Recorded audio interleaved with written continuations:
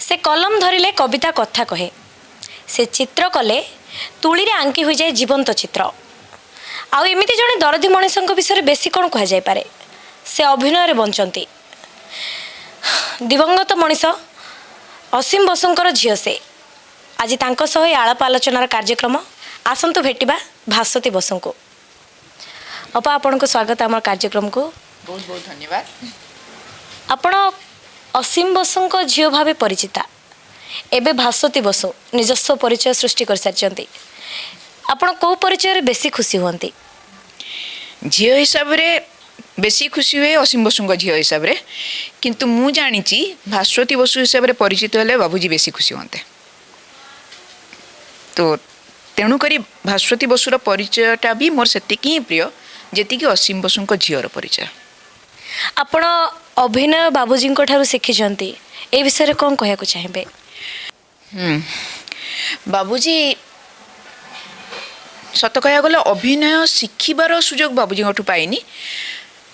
बाबूजी झील तेणु तांको जीनटा मो भीतर काम करे, अभिनेत्री हिसाब से मत आगे नेबार साहाय्य करे।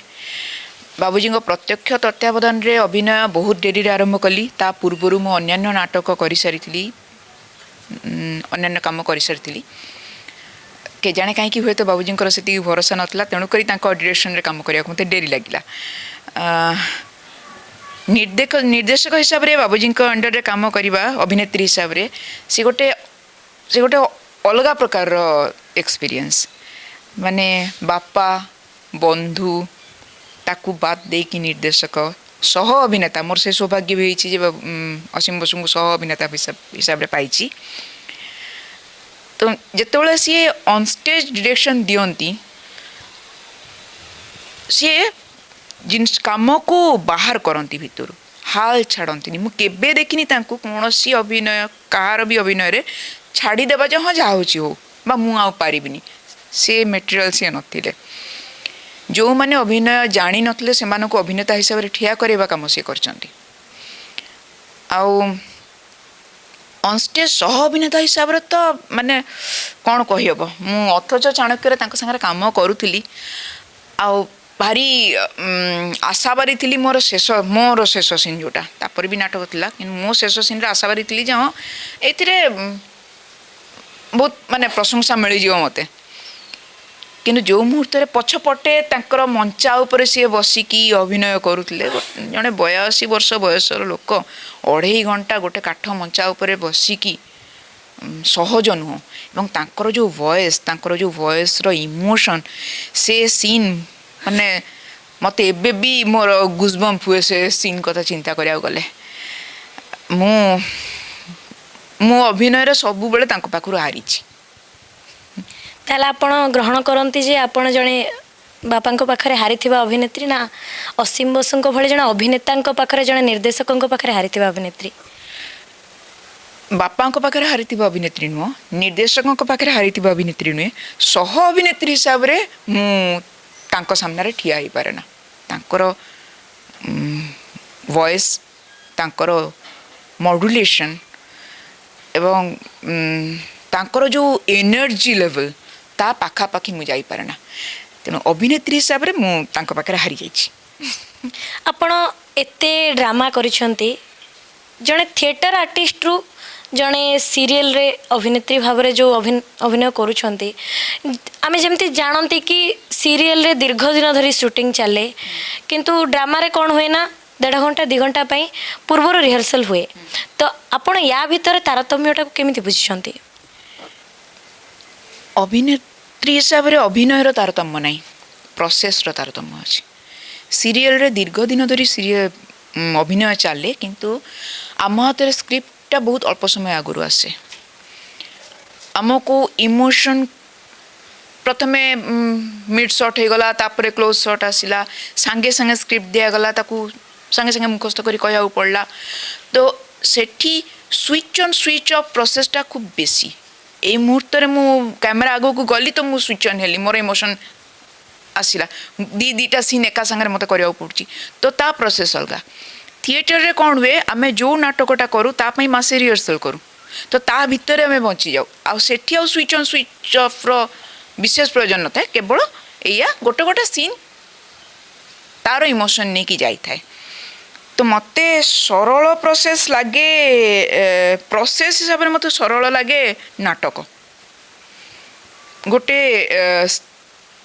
गोटे स्थिति रे पहुँचवा को समय दि जाए आमे निजको प्रस्तुत करिपारू नाटक रे बहुत जिनस आमे शिखु शिखिबार प्रोसेसटा नाटक भीतर चले किंतु सीरियल रे शिखिबार समय न थाए प्रोड्यूसर पैसा लगुच प्रति सेकेंड मूल्यवान सेठी आमे जहाँ जानिचु ताकू आमे दबु सेठी जे शिखिबा को आरंभ कला से तिष्ठिबनी ताले नाटकरू शिखिबा परे ही जणे भल अभिनेता बनी पारे बोले आपण कहको चाहते देखो भल अभिनेता बनवा सेटा टैलेंट ऊपर डिपेंड करे किंतु नाटक आमको साहाय्य कर दिए आमे जो प्रोसेस रे अभिनेता बा अभिनेत्री हो सेथिरे किछि भाग थाए जेमती कि आमे पढ़ीबाटा दरकार आमे लोकों को ऑब्जर्व करवाटा दरकार से जो शिखी से जो प्रोसेसटा आमको जड़े बेटर अभिनेता हिसाब से प्रति मुहूर्त जड़े अभिनेतार कौन सीमारेखा न थाए ना से प्रति मुहूर्त तैयारी हुए जिते बड़ अभिनेताटे हो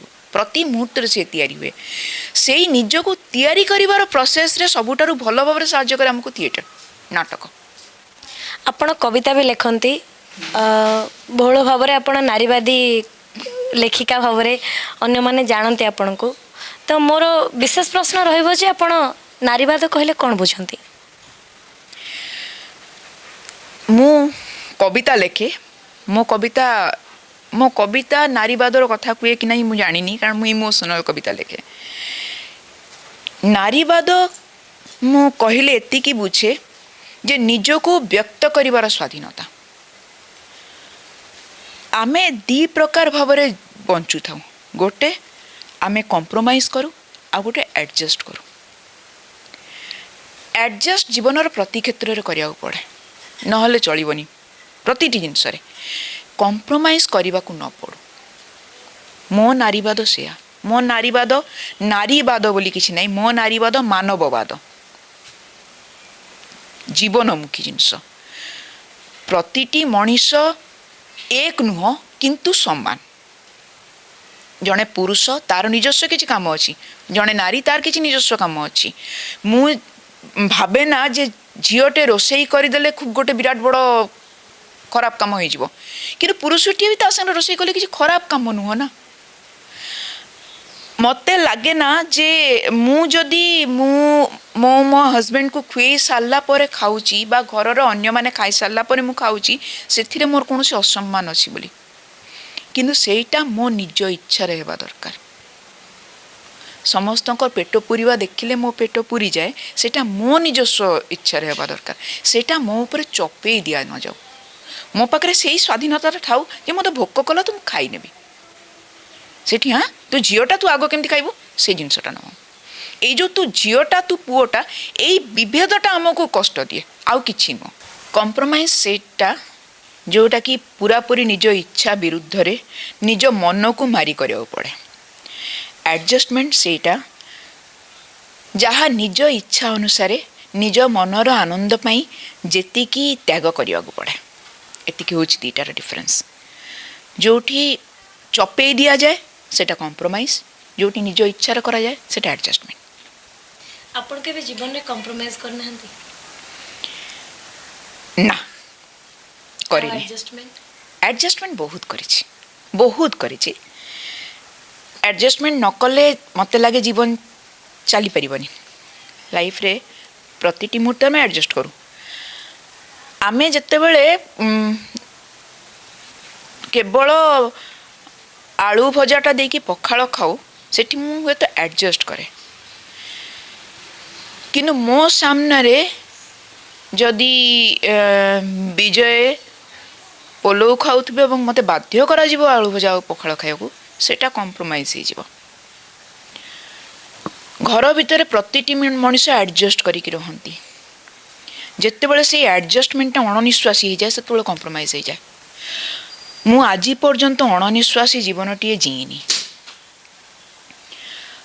मुझे जानी जीवन रे भूल कले फेरिबार बाट थाए मु एमिति गोटे जीवन केबे भी जीवा को चाहिए जोठी ମୋତେ ନିଶ୍ୱାସ ନେବାକୁ କଷ୍ଟ ହେବ। ଯେଉଁ ମୁହୂର୍ତ୍ତରେ ମୋତେ ଲାଗିବ ଯେ ଏଠି ମୋତେ ନିଶ୍ୱାସ ନେବାକୁ କଷ୍ଟ ହେଉଛି, ସେଠି ମୁଁ ନିଜକୁ ହିଁ ଦେଖିବି। ମୁଁ ନିଜ ଇଚ୍ଛା ଅନୁସାରେ ବଞ୍ଚିବା ପାଇଁ ସେଠୁ ବାହାରି ଆସିବି। ମୋତେ କେବେ କମ୍ପ୍ରମାଇଜ୍ କରିବାକୁ ପଡ଼ିନି। କିଛି ଜଣ କୁହନ୍ତି ଭାସ୍ୱତୀ ବସୁ ସର୍ବଗୁଣ ସମ୍ପନ୍ନା ଆପଣ କେମିତି ଫିଲ୍ କରନ୍ତି ସେତେବେଳେ? ଭାସ୍ୱତୀ ବସୁକୁ ବହୁତ କିଛି ଆସେନା, ସର୍ବଗୁଣ ସମ୍ପନ୍ନ ହେବ କେମିତି? ଭାସ୍ୱତୀ ବସୁକୁ ରୋଷେଇ ଆସେନା, ଭାସ୍ୱତୀ ବସୁକୁ ଘର କାମ ଆସେନା, ଭାସ୍ୱତୀ ବସୁକୁ ଲୁଗା କାଚି ଆସେନା, ଭାସ୍ୱତୀ ବସୁ ମନେ ରଖିପାରେ ନା ବହୁତ ଜିନିଷ, ଭାସ୍ୱତୀ ବସୁ ଲୋକ ଚିହ୍ନି ପାରେ ନା, ଭାସ୍ୱତୀ ବସୁ ସ୍କୁଟି ଚଲେଇ ପାରେ ନା, ଭାସ୍ୱତୀ ବସୁ ସାଇକେଲ ଚଲେଇ ପାରେ ନା। ଭାସ୍ୱତୀ ବସୁର ବହୁତ ଗୁଡ଼ାକ ଖରାପ ଗୁଣ ଅଛି। ତ କିନ୍ତୁ ଭାସ୍ୱତୀ ବସୁ କାହା ଭିତରେ ଖରାପ ଗୁଣ ଦେଖନ୍ତିନି। ଏଇ କଳାଟା ଆପଣ କୋଉଠୁ ଶିଖିଲେ? ଏ କଳାଟା ବାବୁଜୀଙ୍କଠୁ ଶିଖିଛି। ବାବୁଜୀଙ୍କୁ ଆଜି ମାନେ ଏବେ ତ ନାହାନ୍ତି, ଯେପର୍ଯ୍ୟନ୍ତ ସିଏ ଥିଲେ ସେ ପର୍ଯ୍ୟନ୍ତ ମୁଁ କେବେ କାହାର ନିନ୍ଦା କରିବାକୁ ଦେଖିନି। ଯେଉଁଠି ବି କାହାର ନିନ୍ଦା କରାହୁଏ ସେ ସେଠି ଚୁପ୍ ହେଇକି ବସିଯାଆନ୍ତି, ନହେଲେ ଉଠିକି ଚାଲିଯାଆନ୍ତି। ତ ସେଇଟା ମୁଁ ତାଙ୍କଠୁ ଶିଖିଛି। ଆଉ ଗୋଟେ ଜିନିଷ, ମୁଁ ଏଇଥିପାଇଁ କାହାକୁ ବି ଖରାପ କରେ ନା, ଖରାପ କୁହେ ନା। ମୁଁ ଜାଣେ ଯେ ଲୋକଙ୍କର ମାନେ ପରିସ୍ଥିତି କାହା ପାଇଁ କ'ଣ ହୁଏ। ସେଇଥିପାଇଁ ମୁଁ ସବୁବେଳେ ଯେଉଁ ଲୋକଟି ମୋ ପ୍ରତି ଅନ୍ୟାୟ କରୁଛି, ଅବିଚାର କରୁଛି, ଯାହା ବି କରୁଛି ବା ଯାହା ବି ତା ଭିତରେ ଖରାପ ଗୁଣ ଅଛି, ମୁଁ ତା ଜାଗାରେ ନିଜକୁ ରଖି ଦେଖିବାକୁ ଚେଷ୍ଟା କରେ ତା ଜାଗାରେ ଥିଲେ ମୁଁ ସେଇଆ କରିନଥାନ୍ତି ତ। ସେଇ ପ୍ରୋସେସ୍ରେ ଲୋକଙ୍କ ପ୍ରତି ଖରାପ ଭାବିବାଟା ଅଧା କମିଯାଏ। ବାକି ଅଧକ ହୁଏତ ମୋତେ କାହାକୁ ଖରାପ ଲାଗିପାରେ, କିନ୍ତୁ ମୁଁ କହିବି କାହିଁକି? ମୁଁ କିଏ ଜଜ୍ କରିବାକୁ? ମୁଁ କେବେ ବି ଜଜମେଣ୍ଟାଲ ହୁଏ ନା, କାରଣ ମୋ ଭିତରେ ବି ବହୁତ କିଛି ଖରାପ ଗୁଣ ଅଛି। ମୋ ଭିତରେ ଏମିତି ବହୁତ କିଛି ଖରାପ ଗୁଣ ଅଛି ଯାହାକୁ ଦେଖିଲେ ଜେନେରାଲ ଲୋକ ଜଜମେଣ୍ଟାଲ ହେଇଯିବେ। ମୋତେ ବେଳେବେଳେ ମୋ ଆଖପାଖର ଲୋକମାନେ ଇଏ କରନ୍ତି, ଏଇ ଜିନିଷଟା ସୋସିଆଲ ମିଡ଼ିଆରେ ପକାନା, ଏଇ ଜିନିଷଟା ଦେଖିଲେ ଲୋକେ ଓଲଟା ବୁଝିବେ, ଜାଣିବେନି, ବୁଝିବେନି, ଇତ୍ୟାଦି କରିବେନି। କିଛି ଦରକାର ନାହିଁ। ଦ୍ୟାଟ୍ ମିନ୍ସ ମୋ ଭିତରେ ଏମିତି କିଛି ଗୁଣ ଅଛି ଯାହାକୁ ଦେଖିଲେ ଅନ୍ୟମାନେ ଜଜମେଣ୍ଟ କରିବେ। ମୁଁ କାହିଁକି ଜଜମେଣ୍ଟାଲ ହେବି? ଆମେ ଫେସବୁକରେ ଦେଖି ଆସିଛୁ, ବିଭିନ୍ନ ଲୋକମାନେ କୁହନ୍ତି, ଆପଣଙ୍କ ବନ୍ଧୁମାନେ କୁହନ୍ତି ଯେ ଆପଣ ବନ୍ଧୁତ୍ୱକୁ ଖୁବ୍ ସୁନ୍ଦର ଭାବେ ନିଭେଇ ଜାଣନ୍ତି। ଲୋକମାନେ ଯେତେବେଳେ କାନ୍ଦିବାକୁ ଇଚ୍ଛା କରନ୍ତି ତ ଆପଣଙ୍କୁ କଲ୍ କରନ୍ତି ଆଉ ଚୁପଚାପ ଆପଣ ଶୁଣନ୍ତି, କାନ୍ଦନ୍ତି ଆପଣଙ୍କ ପାଖରେ ଆସି ମନ ବୁଝେଇଲା ଭଳି ଆପଣ କଥା ନ କହିପାରିଲେ ବି ଚୁପଚାପ ଶୁଣିଯାଆନ୍ତି। ଏଇ ଯେଉଁ କଳା ଆପଣ କେଉଁଠୁ ଆଣିଛନ୍ତି? କେଉଁଠୁ ଆଣିଛି ସେଟା ଜାଣିନି। ମୋତେ ଲାଗେ ଯେ ଶୁଣିବା ଲୋକଟିଏ ନିହାତି ଦରକାର ପଡ଼େ। ଆମେ ସମସ୍ତେ ବହୁତ କହୁ। ମୁଁ ଯେତେବେଳେ ବହୁତ କଷ୍ଟରେ ଥାଏ, ମୁଁ ସେତେବେଳେ ଚାହେଁ ଗୋଟେ ଲୋକଟେ କିଏ ଏମିତି ଥାଉ ଯିଏକି ଚୁପଚାପ ଶୁଣୁ। ଏଇଟା ସମସ୍ତଙ୍କ ଭିତରେ ଥାଏ, କିନ୍ତୁ ସେଇଭଳିଆ ଲୋକ ବହୁତ କମ୍ ମୁଁ ଦେଖିଛି। ମୋ ସୌଭାଗ୍ୟ, ଯେତେବେଳେ ମୁଁ ବହୁତ ଟ୍ରମା ଭିତରେ ଥିଲି, ବହୁତ କଷ୍ଟ ଭିତରେ ଥିଲି, ସେତେବେଳକୁ ମୋତେ କିଛି ଜଣ ଶୁଣିଛନ୍ତି। ଆଉ ମୁଁ ଏବେ ସେଇଟାକୁ ଅନ୍ୟମାନଙ୍କ ପାଖରେ ଫେରଉଛି। ମୁଁ ଯେଉଁଟା ପାଇଥିଲି ମୁଁ ସେଇଟା ଫେରଉଛି। ସେଇଥିପାଇଁ ମୁଁ ଶୁଣିବାକୁ ଚାହେଁ। ଯିଏ ବି, ମୁଁ ଏମିତିରେ ବି କହେ ଯେ ମୁଁ ଫେସବୁକ୍ ଲାଇଭ୍ରେ ବି କହେ, ମୁଁ ହୁଏତ ସମସ୍ତଙ୍କୁ ଫୋନ୍ ନମ୍ବର ଦେଇପାରିବିନି, କିନ୍ତୁ ମେସେଞ୍ଜର କଲ୍ରେ ବା ଫେସବୁକ୍ରେ ଏମିତିରେ ଚାଟିଂରେ ମୋତେ ନିଜ କଥାଟା କହିଦିଅନ୍ତୁ, କହିକି ଯଦି ହାଲକା ହେଇପାରିବେ। ଆଉ ଏତିକି ଭରସା ରଖନ୍ତୁ ଯେ ମୁଁ କାହାକୁ ସେଟା କହିବିନି। ସେଇ ଯେଉଁ ଭରସାଟା ପାଆନ୍ତିନି। ବହୁତ ଜଣ ଏମିତି ବି କୁହନ୍ତି, ମୁଁ ତମ ପାଖରେ ମୁହଁ ଖୋଲିବି ବା ମୁଁ ଯେତେବେଳେ କହେ ଯେ କହିଦିଅନ୍ତୁ ନା, ଯାହା ପାଖରେ ମୁହଁ ଖୋଲିବି ସେ ଯାଇକି 10 ଜାଗାରେ ଗପିବ। ଏଇଟା ସତ। ଭରସା କଲା ଭଳିଆ ଲୋକଟେ ମିଳନ୍ତିନି। ମୋ ମାନେ ଯେଉଁ ରାମଚନ୍ଦ୍ର ଗୁଣ୍ଡୁଚି ମୂଷା ଠାରୁ ସାହାଯ୍ୟ ପାଇଲା ଭଳିଆ ମୁଁ ସେତିକି ସମର୍ଥ ନୁହେଁ ଯେ 24 ଘଣ୍ଟା ଫୋନ୍ ରିସିଭ୍ କରିପାରିବି, 24 ଘଣ୍ଟା କାହା କଥା ଶୁଣିପାରିବି। କିନ୍ତୁ ଯେତିକି ସମୟ ମୋ ଦ୍ୱାରା ସମ୍ଭବ, ମୁଁ ଯଦି ଜଣେ ଲୋକର ବି କଷ୍ଟଟା ଶୁଣିଦେଲି, ସିଏ ମୋ ପାଖରେ ମନ ଖୋଲି କହିଦେଇପାରିଲା, ଯଥେଷ୍ଟ, ମୋ ପାଇଁ ଯଥେଷ୍ଟ। କାହିଁକି ଆପଣ ଏମିତି ବନିଯାଇଛନ୍ତି? କାହିଁକି ଏମିତି ହେଇଛନ୍ତି? ପିଲାବେଳୁ ମୁଁ କାହା ଆଗରେ କିଛି କହିପାରେ ନା। ମୁଁ ବହୁତ ମାତ୍ରାରେ ଇଣ୍ଟ୍ରୋଭର୍ଟ। ମୁଁ ବହୁତ ହସେ, ଖେଳେ, ବହୁତ ବକ୍ ବକ୍ ହୁଏ। କିନ୍ତୁ କାନ୍ଦିବା ପାଇଁ ମୋତେ ବାଥରୁମ୍ଟିଏ ଦରକାର ପଡ଼େ।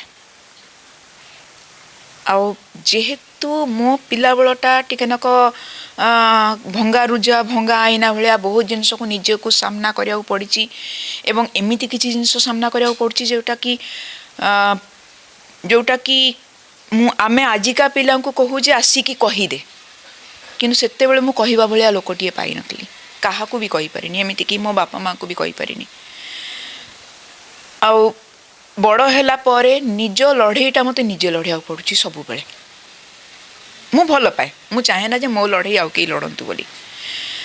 ଯେହେତୁ ମୁଁ କାହା ଆଗରେ ଲୋକଟିଏ ବିଶେଷ ପାଇନି ମୋ କଷ୍ଟ ବେଳକୁ କହିବା ପାଇଁ ଗୋଟେ ସମୟ ପର୍ଯ୍ୟନ୍ତ, ତାପରେ ପାଇଗଲି। ମୋତେ ସେଇ ମୋ ପିଲାବେଳଟା ଗଢ଼ିଦେଲା ଲୋକଙ୍କର କଥା ଶୁଣିବା ପାଇଁ। ଶୁଣିବା ପାଇଁ ଲୋକଟିଏ ଦରକାର, ପାଆନ୍ତିନି, ଲୋକ ମିଳେ ନା, ତ ମୁଁ ଗଢ଼ି ହେଇଗଲି ସେମିତି। ବାହାର ଲୋକ ଜାଣନ୍ତି ଯେ ଆପଣ ଖୁବ୍ କୋମଳ, କିନ୍ତୁ ଆପଣ ଭିତରେ ଏତେ ଶକ୍ତ ବୋଲି ଲୋକମାନେ ଜାଣିପାରନ୍ତିନି। ତେବେ ଆପଣ କାନ୍ଦନ୍ତି? ମୁଁ କାନ୍ଦେ। ମୋତେ ଲାଗେ ନା ଯେ କାନ୍ଦିବାଟା କୌଣସି ନରମ ଇମୋସନ୍ ବୋଲିକି, ଯେଉଁଥିପାଇଁ ଆମେ ପୁରୁଷମାନଙ୍କୁ ମନା କରୁ ପୁଅ ପିଲାଟା କାହିଁକି କାନ୍ଦିବ। କାନ୍ଦିବା ଗୋଟେ ଇମୋସନ୍। ମୋତେ ଯଦି ହସ ଲାଗିଲେ ମୁଁ ହସୁଛି, ତାହେଲେ ମୋତେ କଷ୍ଟ ଲାଗିଲେ କାନ୍ଦିବିନି କାହିଁକି, କାନ୍ଦେ। କିନ୍ତୁ ହସ ସାଙ୍ଗରେ ସମସ୍ତେ ସାମିଲ ହେଇଯାଆନ୍ତି, କାନ୍ଦ ସାଙ୍ଗରେ ସମସ୍ତେ ସାମିଲ ହେଇପାରନ୍ତିନି। ଆଉ ମୁଁ ଯେଉଁ କହିଲେ ଯେ ସମସ୍ତେ ଜାଣନ୍ତି କେହି ଜାଣନ୍ତିନି ମୁଁ ଭାରି କଠିନ ବୋଲିକି, ଆକ୍ଚୁଆଲି ମୁଁ କଠିନ। ମୁଁ କେଉଁ ଭଳି କଠିନ, ମୁଁ କୋମଳ ରହିକି କଠିନ। ମୁଁ ଭିତରେ ଭିତରେ ନିଜକୁ ଖୋଳପା ଭିତରେ ପୁରେଇ ନିଏ। ମୁଁ ଅଭିମାନ ପ୍ରାୟ ବ୍ୟକ୍ତ କରେ ନା, ମୋ ଅଭିମାନଟା ମୁଁ ଦେଖାଏ ନା। ଯଦି ବହୁତ ଜଣ ମୋ କାହା ଉପରେ ଅଭିମାନ ହେଲା, ନିଜ ଲୋକଟିଏ ଉପରେ ଅଭିମାନ ହେଲା, ମୁଁ ତାକୁ ବୁଝିବାକୁ ଦେବିନି ଯେ ମୁଁ ଅଭିମାନ କରିଛି ବୋଲି। ତାକୁ ବୁଝିବାକୁ ପଡ଼ିବ, ଆଉ ସିଏ ଯଦି ବୁଝି ନ ପାରିଲା ଠିକ୍ ଅଛି, ଇଟ୍ସ ଓକେ। ଆଉ ସମ୍ପର୍କ ଭିତରେ ମୁଁ ଯେତେବେଳକୁ ସମ୍ପର୍କରୁ ବାହାରେ, ସେତେବେଳେ ମୁଁ ବହୁତ କଠିନ, କାଠିନ୍ୟର ସହିତ ବାହାରେ। ମୁଁ ଫେରେ ନା, ପ୍ରାୟତଃ ସମ୍ପର୍କରେ ଫେରେ ନା।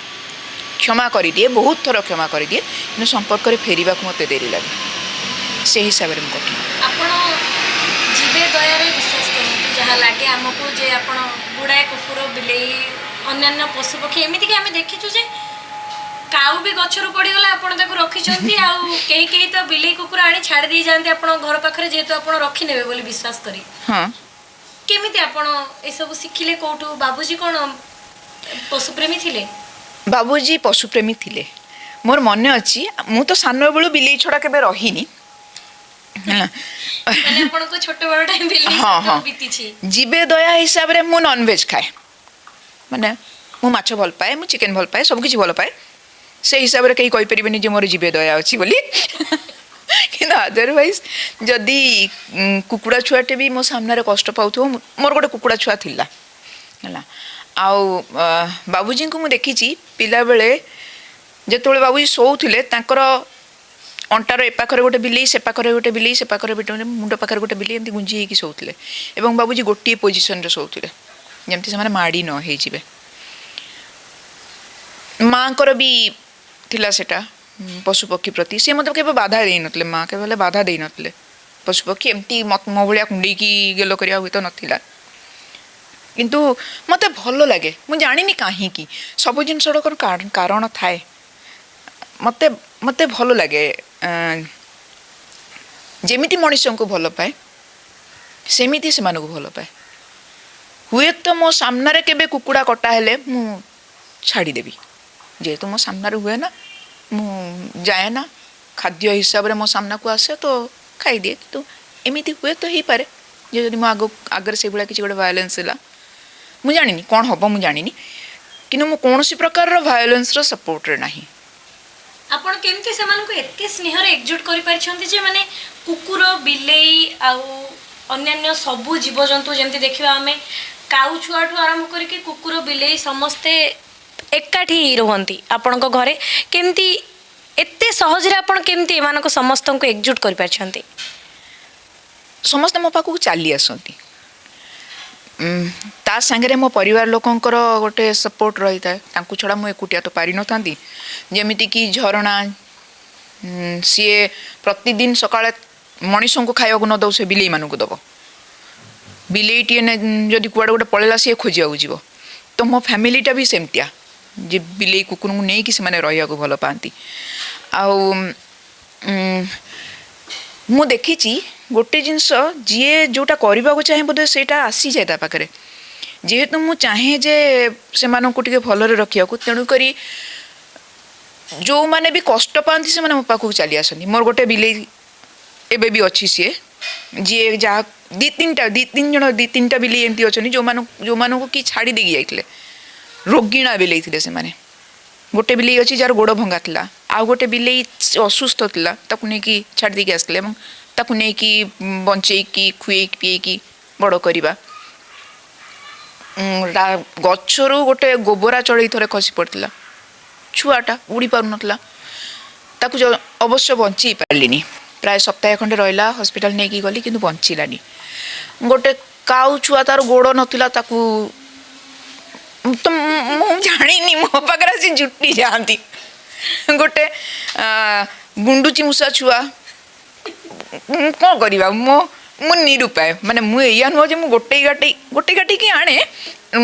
ଦେଖନ୍ତୁ କାଜୁ ଖାଇଯାଉଛି, ତ ଗୋଟେଇ ଗାଟେଇକି ଆଣେ, କିନ୍ତୁ ପ୍ରାୟତଃ ମୋରି ଆଗରେ ପଡ଼ନ୍ତି, ମୋରି ପାଖକୁ ଆସନ୍ତି। ତ ମୁଁ ଅସହାୟ, ମୋର କୌଣସି କ୍ରେଡ଼ିଟ୍ ନାହିଁ ସେଥିରେ। ସେମାନେ ବାଛନ୍ତି ମୋତେ, ମୁଁ ସେମାନଙ୍କୁ ବାଛିନି। ଏଥିରେ ଆପଣଙ୍କର ସ୍ୱାମୀଙ୍କର ଭୂମିକାକୁ ଆପଣ କେମିତି ବର୍ଣ୍ଣନା କରିବାକୁ ଚାହିଁବେ? କାହିଁକି ନା ଆମେ ଜାଣୁ ଯେମିତିକି ସ୍ୱାମୀମାନେ କିଛି କଥାକୁ ଗ୍ରହଣ କରିପାରନ୍ତି, କିଛି କିଛି କଥାକୁ ଗ୍ରହଣ ନ କରି ବି ପାରନ୍ତି। ତ ଆପଣଙ୍କ ସ୍ୱାମୀଙ୍କୁ ଆପଣ ଏଥିରେ କେମିତି ଶ୍ରେୟ ଦେବାକୁ ଚାହିଁବେ? ଦେଖନ୍ତୁ, ଶ୍ରେୟ ପ୍ରେୟ କିଛି ନୁହଁ। ମୋ ସ୍ୱାମୀ କିଛିଟା ମୋ ଭଳିଆ ପାଗଳ ହେଲା, ମାନେ ରବନେ ବନାଦି ଯୋଡ଼ି ଟାଇପ୍ର ଆମର ଯୋଡ଼ି। ଆଉ ସେ ଲଭ୍ ମ୍ୟାରେଜ୍? ହଁ, ମୋର ଲଭ୍ ମ୍ୟାରେଜ୍, ମୋର କ୍ଲିୟରଲି ଲଭ୍ ମ୍ୟାରେଜ୍। ଆଉ ମୁଁ ପ୍ରମିସ୍ କରିଛି ଯାହାର ଆରେଞ୍ଜ ମ୍ୟାରେଜ୍ ମୁଁ ତା ବାହାଘରକୁ ଯିବିନି, ସିଧା କଥା ହେଲା। ତ ମୋ ଲଭ୍ କମ୍ ଆରେଞ୍ଜରେ ଯିବେ କି ନାହିଁ? ହଁ, ଲଭ୍ କମ୍ ଆରେଞ୍ଜରେ ଯାଇପାରେ, କିନ୍ତୁ ନର୍ମାଲ ଆରେଞ୍ଜ ମ୍ୟାରେଜକୁ ମୁଁ ଯାଏ ନା, ବାହାଘରକୁ ଭିଡ଼ ଭିତରେ ଯାଏ ନା।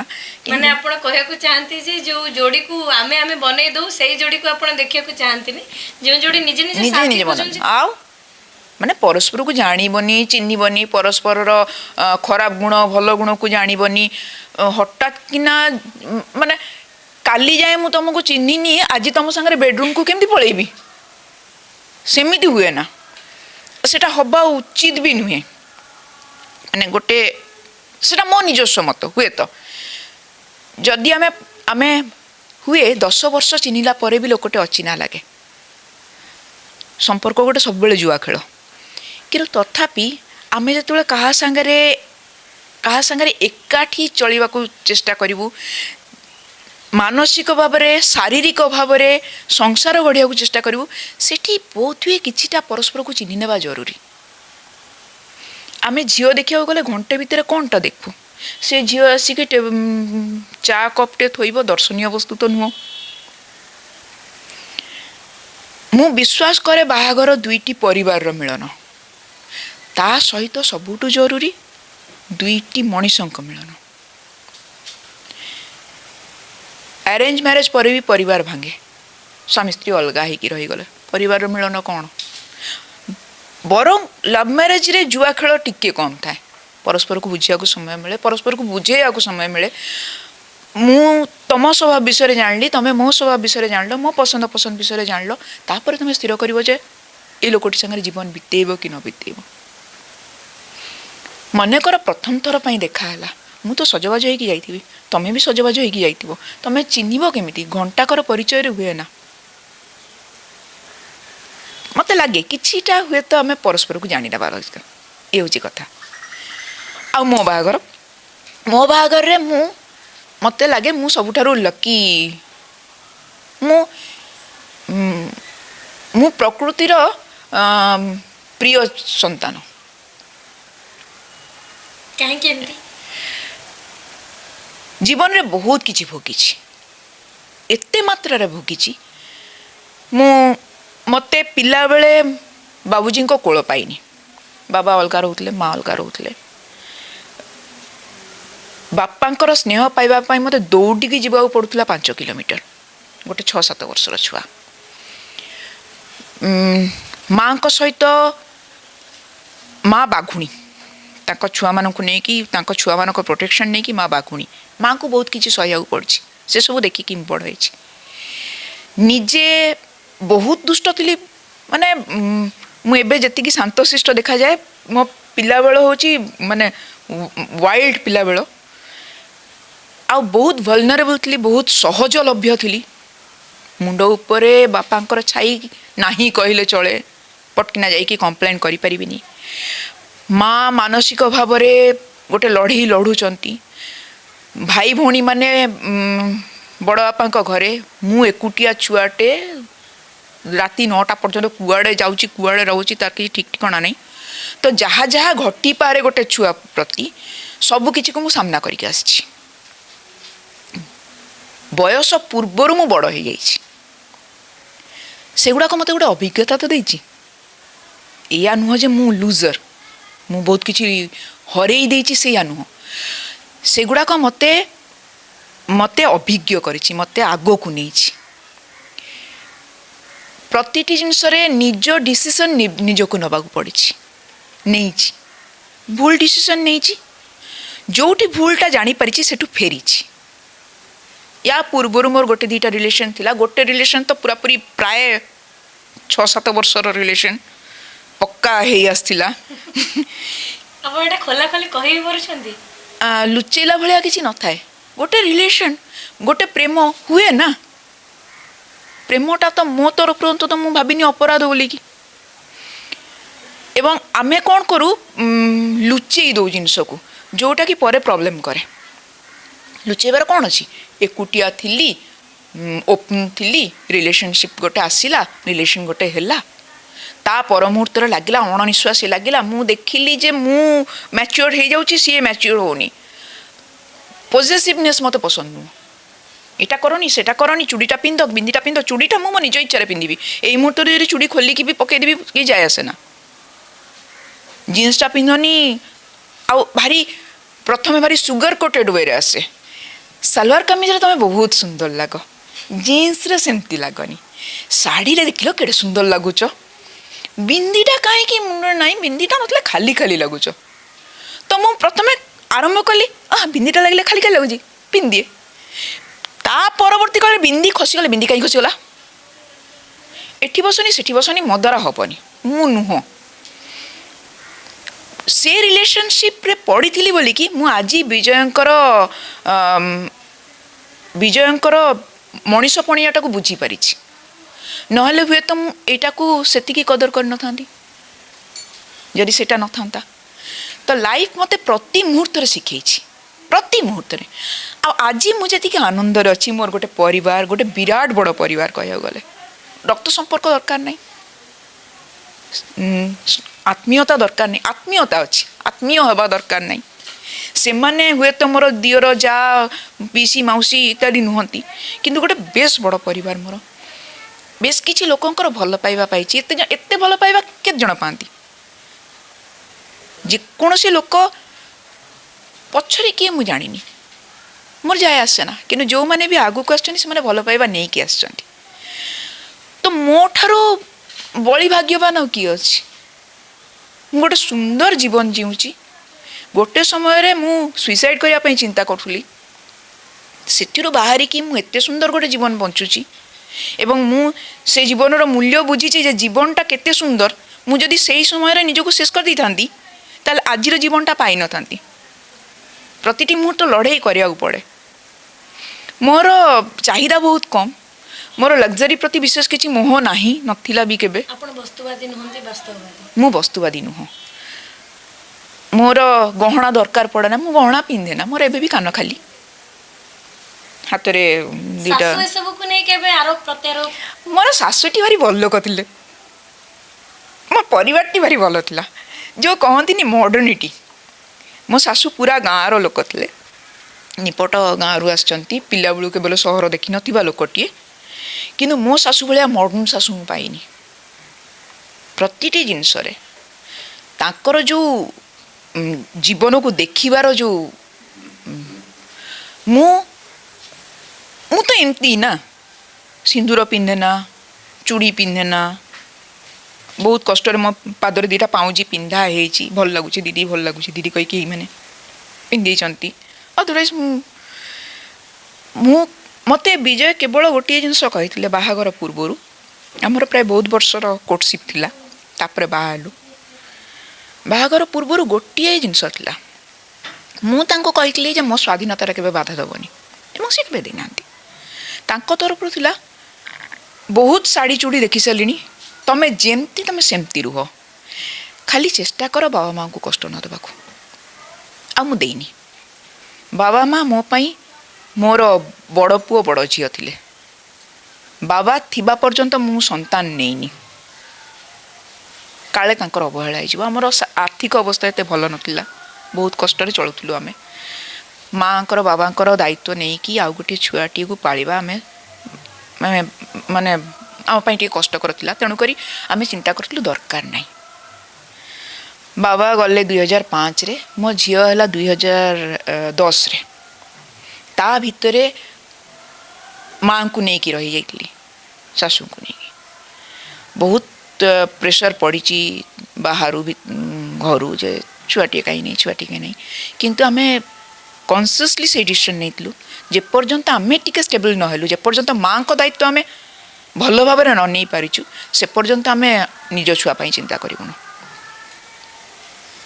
ସେମାନେ ବି ସ୍ନେହ ଦେଇଛନ୍ତି ହୁଏତ ସେଇ ସ୍ନେହଟା ମୁଁ ନ ପାଇଥିଲେ ତାଙ୍କଠୁ ମୁଁ ତାଙ୍କୁ ଦେଇପାରିନଥାନ୍ତି ସେମାନେ ବାପା ମାଆ ଥିଲେ ମୁଁ ଝିଅ ହେଇଯାଇଥିଲି ଅପା ପରିଶେଷରେ ଆମେ ଶୁଣିବାକୁ ଚାହିଁବୁ ଆପଣ କିଛି କବିତାର ପଙ୍କ୍ତି ସହିତ ଆମକୁ ନିଜ ବିଷୟରେ କୁହନ୍ତୁ ନିଜ ବିଷୟରେ କବିତାର ପଙ୍କ୍ତି ହଁ କାହିଁକି ନା ଜଣେ କବି ନିଜକୁ ସମସ୍ତଙ୍କ ଭିତରେ ଦେଖିପାରେ ବୋଲି ଆମେ ଜାଣୁ ଅନୁଭବ କରୁ ତ ଭାବୁଛି କି ଆପଣ କବିତା ଭିତରେ ବଞ୍ଚୁଥିବା ମଣିଷ ଜଣେ ସେ ଶବ୍ଦ ଭିତରେ ବଞ୍ଚୁଥିବେ ନିହାତି ତ କ'ଣ କହିବେ କବିତା ଭିତରେ ଆପଣ କେମିତି ବଞ୍ଚନ୍ତି ସେଇ ଜିନିଷ ଜାଣିବାର ଅଛି ମୋର ପ୍ରତିଟି କବିତା ମୋ ଡାଏରୀ ଭଳିଆ ଯେତେବେଳେ ଯାହା ଭୋଗେ ସେଟା ମୁଁ ଇନଷ୍ଟାଣ୍ଟ କବିତା ଲେଖିପାରେ ନା ମୋତେ ଯଦି ଏଇନା କହିବ ଗୋଟେ ନୂଆ କବିତା ଲେଖ ବା ନୂଆ ଗୋଟେ କବିତା ପଢ଼ ବା ଯେମିତି କହିଲ ଯେ କବିତାରେ କିଛି କୁହ ମୁଁ ପାରିବିନି ମୋର କବିତାଟା ଆସେ କେତେବେଳେ କଷ୍ଟରେ ଥିବି ଯନ୍ତ୍ରଣାରେ ଥିବି ସେଟା ମୋର ଗୋଟେ ମୁକ୍ତିର ବାଟ ମୁଁ ଲେଖିଦେଇକି ମୁକ୍ତ ହେଇଯାଏ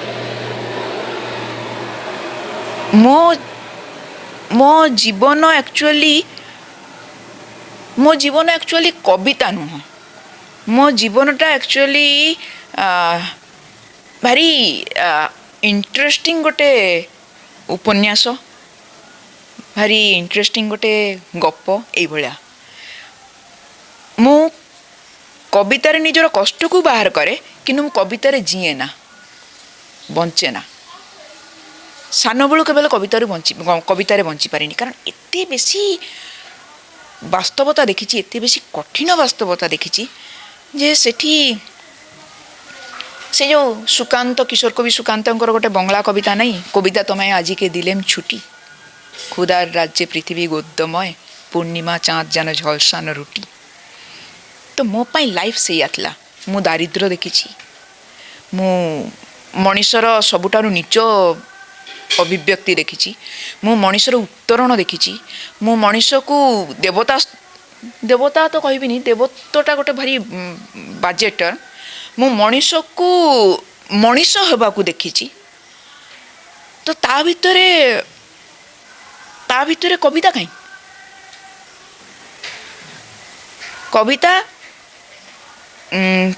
କବିତାଟା ଖୁସିର କଥା କୁହେ ନା ମୋ ପାଇଁ ଆନନ୍ଦରେ ମୋର କବିତା ହୁଏ ନା ଯେଉଁ ମୁହୂର୍ତ୍ତରେ ମୁଁ ପରିପୂର୍ଣ୍ଣ ହେଇଯାଏ ସେଇ ମୁହୂର୍ତ୍ତରେ ମୋ କଲମ ବନ୍ଦ ହେଇଯାଏ ଯେଉଁ ମୁହୂର୍ତ୍ତରେ କୌଣସି ନା କୌଣସି ଗୋଟେ କଷ୍ଟ ଆସେ ସେଇ ମୁହୂର୍ତ୍ତରେ ମୋର କଲମ ଚାଲେ ସେଠି ଯଦି କହିବ ଯେ କବିତାରେ ବଞ୍ଚେ ଆଉ ମୋ କବିତା ଭାରି ଛଳନାପୂର୍ଣ୍ଣ କବିତା ଯେତେବେଳେ ଆମେ ଗୋଟେ ଗପଟେ ଲେଖୁ ବା ନିଜ ବିଷୟରେ କିଛି କହୁ ସେତେବେଳକୁ ଖୋଲାରେ କହିବାକୁ ପଡ଼େ मोर तुम उपर राग है तुम मत गोटे कष्ट देल गोटे एभलिया गोटे जंत्रणा देल जोटा कि मुँह खोली क्या आगे कहले तुम बदनाम हो तुम प्रति लोकंर गोटे खराब धारणा आसो तुम मनरे भी कष्ट लगे अरे मु अपा को तो यही भाव कही नी अपा एत खोलाखोली भाव से जिनसा कहीदे कि मो कष्टा बाहर दरकार ना तो सेठी मु कौन करे शब्दर साहाय्य निए कविता गोटे एमती जिनस जोटा सब बेले छलनापूर्ण जिनस तुम गोटे शब्द नेल ताकू तुम गोटे प्रकार बुझिल सी गोटे प्रकार बुझिला सी गोटे प्रकार बुझिला लेखिबा लोक केमिति भाव लिखी कौन लिखी सी जानी मेटाफोर आश्रय नहीं हुए कवितार मु गोटे शब्द 20टा जिनस कहीदे पारि तेणु मो कविता भारी भारी निज भितर बहुत किसी लुचेकी रखे मो कविता स्पष्ट नुह अस्पष्ट आपण बाबूजी शिखिले एबे तिथि आपण शिखुची आपण शिखौछंती ना से आपे आपे ग्रहण करने ठीक आपण सी आपे आपे ग्रहण करिछि मु किछि सिखाए ना बाबूजी बाबूजी भी जमती मत कि शिखई ना सी कही तू तोर कूओ खोलू जी पानी पाइबू से तोर आग धाड़ी रे जो आसुछंती वर्तमान अभिनेता अभिनेत्री हेबा पाई समस्ते तांको पाई आपणकर विशेष मत कौन रहबो कौन से मानको आपण सिखेबा चाहबे कहबा चाहबे अभिनेत्री हिसाब रे अभिनेता अभिनेत्री मानको या कहबी जे सबु बेले मु सेटा कहे जे निजको ओपन रख जो मुहूर्त तुम ब्लॉक हो जीवो से मुहूर्त आम जदि 50टा जिनस को निज भितर नौ ता भितर 5टा जिनस को आम दे पारू आम जदि आमर ग्रहणशीलता को बंद करदेबा ताले आम दबू कौन आम नेगेटिव कैरेक्टरटे करूँ आम प्रोटागोनिस्ट भी हो एंटागोनिस्ट भी हो जदि आम प्रोटागोनिस्ट एंटागोनिस्टा प्रति घृणा रखिकी जजमेंटाल हो ताले आम ता भीतर कष्टटा को किंतु जणाई पारिबुनु से कैरेक्टर व्हाइट आउ ब्लैक भीतर हो ता भीतर शेड्स रहिबनी तो शेड्स रखिबा पई प्रति मुहूर्त रे आमको निजको ओपन करिया पड़े ग्रहण करिया पड़े मु कहे जे वैक्यूम क्लीनर जंती सामने रे जहा पाला ताकू नै नेला सेमती होबा उचित जेकोसी अभिनेता से प्रथमे गोटे गोटे एडे बड़ आ हबा उचित गोटे विराट बड़ आ गोटे विराट बड़ वैक्यूम क्लीनर हवा उचित जहाँ भीतर सब किछि चली आसो आ गोटे जोटा मु देखिछि प्राय लोकंकर न थाए सेटा होछि पढ़ीबाटा हमको बहुत साहाय्य कर दिए आम भाषा सुधारिबारे आमर मैच्योरिटी लेवल को अलग लेवल को नबारे जीवन को बुझिबा पई आ प्रैक्टिस पई मु कहबी कविता आवृत्ति करंतु आवृत्तिटा मॉड्यूलेशन पई बहुत जरूरी तो कही गला तापर तो टैलेंट तापर तो तेबे आज आम आलोचना करुले भास्वती बसुंक सहित जड़े अभिनेत्री जड़े लेखिका जड़े चित्रशिल्पी सर्वगुण संपूर्ण बोली तो कही सारी जे निजे सबुथिरे बंचंती जड़े मनीष होबाकू एबे भी से चेष्टा करुछंती आ अन्य मानकू मध्य दरदी होबा मनीष होबा सिखै चलीछंती तेबे आ विशेष किछि तांको विषय रे कहूनी जहाँ शुणिले आपण माने बहुत किछि शुणिले शिखिबाकू पाइथिबे जानिबाकू पाइथिबे तेबे पुणी देखाबा अन्य एक एपिसोड रे रहुछि नमस्कार।